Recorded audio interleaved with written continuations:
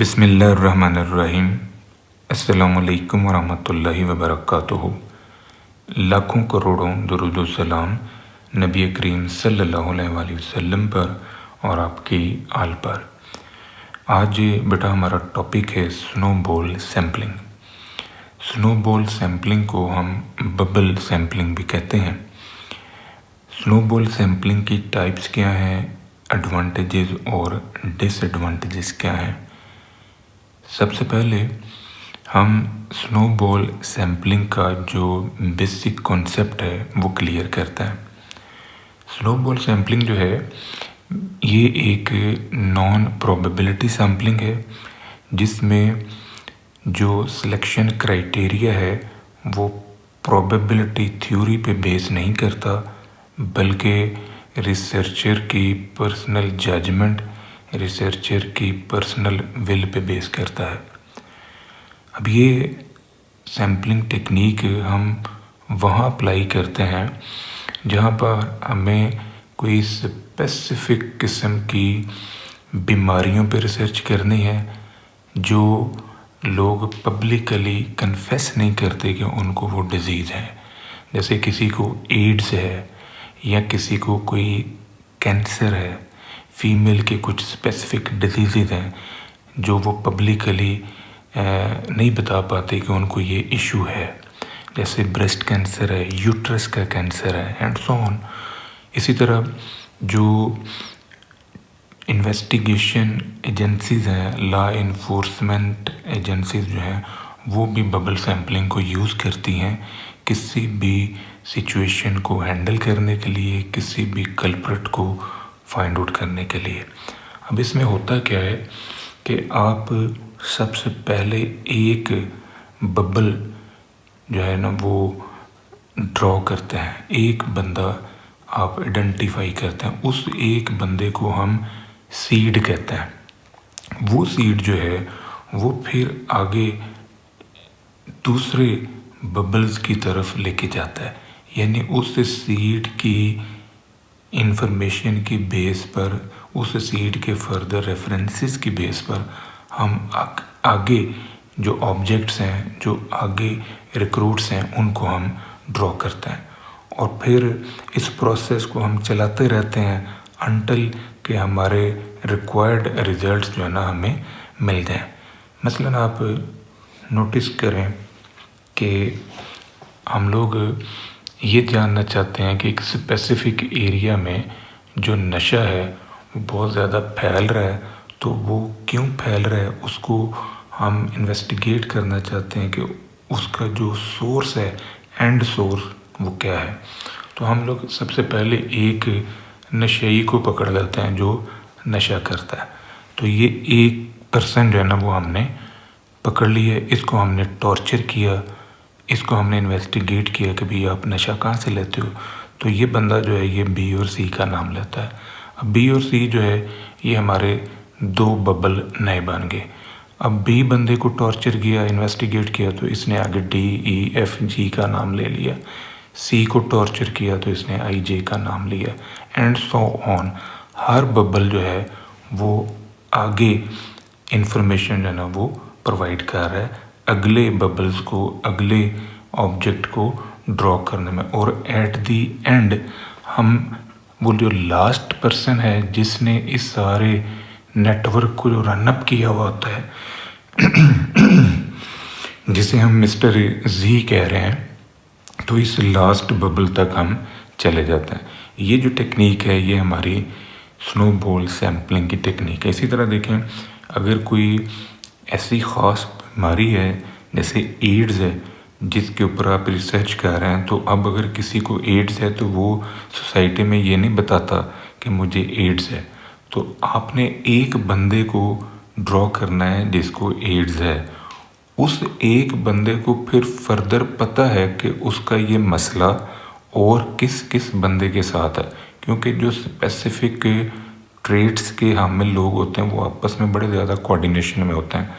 तो उनको अगले बंदों का भी पता होता है कि मेरे वाला मर्द फलां को भी है और उसकी ये स्टेज है, वो कहाँ से ट्रीटमेंट ले रहा है।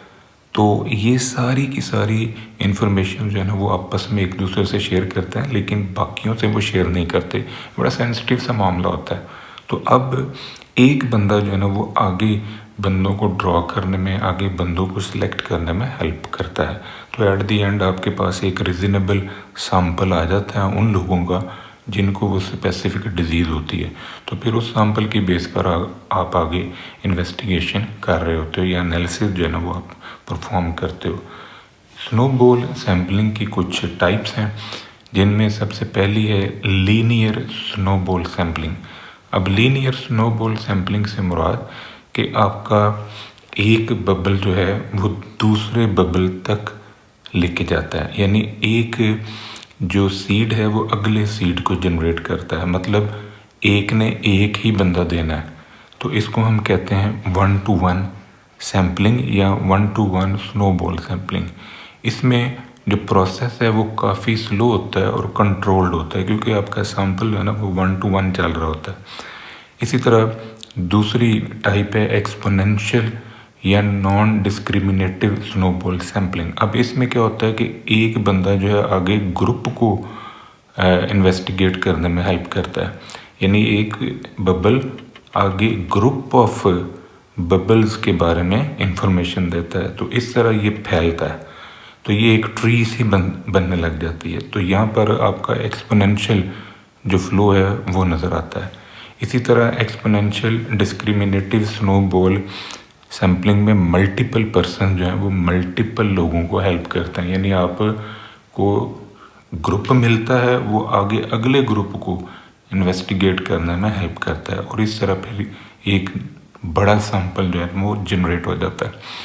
अब जो स्नोबॉल सैम्पलिंग की एडवांटेजेस हैं उनमें सबसे पहली ये है कि ये एक ऐसी टेक्निक है सैम्पलिंग की जो हिडन पॉपुलेशन को एक्सेस करने में हेल्प करती है, यानी ऐसी पॉपुलेशन जो इतनी आसानी से हमें नहीं मिल जाती। यानी ज़ाहिर है ये बड़ा स्पेसिफिक एक पैटर्न होता है डिजीज़ का, या एक बड़ा स्पेसिफिक नेटवर्क होता है ऐसे लोगों का जो किसी ख़ास डिजीज़ में, किसी ख़ास जुर्म में मुलव्वस हैं। तो फिर उनको एक्सेस करना वो इतना आसान नहीं है, लेकिन बबल सैम्पलिंग की मदद से हम उन तक एक्सेस हासिल कर लेते हैं। ये कॉस्टली भी है और टाइम भी इसमें ज़्यादा लगता है, ज़ाहिर इन्वेस्टिगेशन प्रोसेस बड़ा स्लो होता है। दूसरी ख़ास बात ये कि इसमें ट्रस्ट जो है ना वो बड़ा मैटर करता है। ज़ाहिर है एक बबल जो है उसने अगले बबल तक आपको रसाई देनी है, तो बड़ा कॉन्फिडेंशियल सा मामला होता है। एक बबल जो है वो अगले बबल तक पहुंचाने के लिए कुछ ना कुछ आपसे कमिटमेंट्स भी कर रहा होता है कि आपको मैं इन्फॉर्मेशन दे रहा हूँ, बट ये इन्फॉर्मेशन आपने कहीं लीक नहीं करनी, यानी मेरा नाम लेके लीक नहीं करनी, या मेरा नाम आइडेंटिफाई करके आपने इससे कोई बेनिफिट गेन नहीं करने। हाँ ठीक है, आपको मैंने इन्फॉर्मेशन सारी दे दी, आप इस इन्फॉर्मेशन को यूज़ कर सकते हैं। ज़ाहिर प्राइवेसी है, तो उस प्राइवेसी को मद्देनज़र रखते हुए फिर ट्रस्ट जो है ना और विलिंगनेस टू पार्टिसिपेट के बाद बंदे उस रिसर्च का हिस्सा बनना ही नहीं चाहते, हालांकि उनको वो डिजीज़ होती है, तो वो उस इन्वेस्टिगेशन का हिस्सा नहीं बनते, मुख्तलिफ वजूहात की बिना पर के उनके मामला जो है ना वो आम पब्लिक के सामने आ जाएंगे। तो यूज़फुल फॉर क्वालिटेटिव रिसर्च, ये जो स्नोबॉल सैम्पलिंग है ये क्वालिटेटिव रिसर्च के अंदर जो है की रोल प्ले करता है, और सोशल नेटवर्क्स जो है उनको रिवील करने में हेल्पफुल है। डिसएडवांटेजेस जो स्नोबॉल सैम्पलिंग की हैं उनमें सबसे पहली ये है कि सिलेक्शन ऑफ बायस जो है ना वो एग्जिस्ट करता है। अब सिलेक्शन ऑफ बायस में ज़ाहिर है यहाँ पर प्रोबेबिलिटी तो इस्तेमाल ही नहीं हुई, तो इस वजह से रिसर्चर की जो पर्सनल जजमेंट है उसी की बेस पर आप आगे चल रहे होते हो। तो यहाँ पर फिर बायसनेस जो है ना रिसर्चर की सिलेक्शन की वजह से आ सकता है डाटे में। होमोजीनियस सैम्पलिंग जो है वो ओवर रिप्रेजेंटेशन भी प्रोवाइड कर देती है। आप नोटिस करें कि जब एक ही डिजीज़ के ऊपर आप रिसर्च कर रहे हैं तो फिर डेफिनेटली सारे के सारे लोग जो है ना वो उसी डिजीज़ के हैं, तो होमोजेनिटी तो ज़ाहिर आ रही है। या एक ही जुर्म के लोगों के ऊपर आप इन्वेस्टिगेशन कर रहे हैं तो वो सारे के सारे लोग जो है ना वो फिर उसी जुर्म से रिलेटेड हैं, तो फिर ओवर रिप्रेजेंटेशन भी हो जाती है सम टाइम पॉपुलेशन की। तो डिपेंडेंस जो है ना यहाँ पर इनिशियल पार्टिसिपेंट पे है। ये बड़ा इंपॉर्टेंट पॉइंट है, क्योंकि आपकी जो सारी रिसर्च है वो सीड पे चलती है। जो पहला बंदा आपने पकड़ा या जो पहला पेशेंट आपने इन्वेस्टिगेशन प्रोसेस का हिस्सा बनाया, उसी की बेस पर आपने आगे चलना है। तो ये जो पहला पार्टिसिपेंट है उसके ऊपर ही आप डिपेंड कर रहे होते हैं, उसी ने आगे ट्री जो है ना वो जनरेट करने में हेल्प करनी है। तो अगर वो पहला बंदा ठीक है तो फिर डेफिनेटली आगे जो ट्री बनेगा वो भी ठीक ही बनेगा। Difficult to control sample size. अब यहाँ पर जो सैम्पल साइज़ है उसको कंट्रोल करना आपके बस में नहीं होता, क्योंकि सम टाइम ट्री जो है ना वो इतना ज़्यादा एक्सपेंड कर जाता है कि आपका जो सैम्पल का साइज़ है वो बहुत बड़ा हो जाता है, और बाज़ औक़ात ट्री जो है ना 1 to 1 चल रहा होता है। तो वहाँ पर आपके पास सक्सेस होती है कि आप सैम्पल को टर्मिनेट कर लें, यानी एक स्पेसिफिक नंबर ऑफ़ पर्सनस को ड्रॉ करने के बाद आप अपनी सैम्पलिंग को टर्मिनेट कर सकते हैं, ख़त्म कर सकते हैं। Termination of sampling is not clear. अब किस जगह पर आपने उस सैम्पलिंग प्रोसेस को टर्मिनेट करना है, इसके बारे में आपको कोई क्लैरिटी नहीं है। तो ये कुछ डिसएडवांटेजेस थी बबल सैम्पलिंग के हवाले से। ये था बेटा आज का हमारा टॉपिक। दुआ में याद रखिएगा। इंशाल्लाह अगली वीडियो के साथ फिर हाजिर होंगे। फ़ी अमान अल्लाह।